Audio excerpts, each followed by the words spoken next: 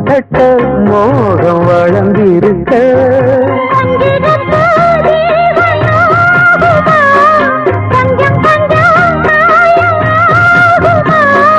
காயத்துக்கு களிம்பு பூசவா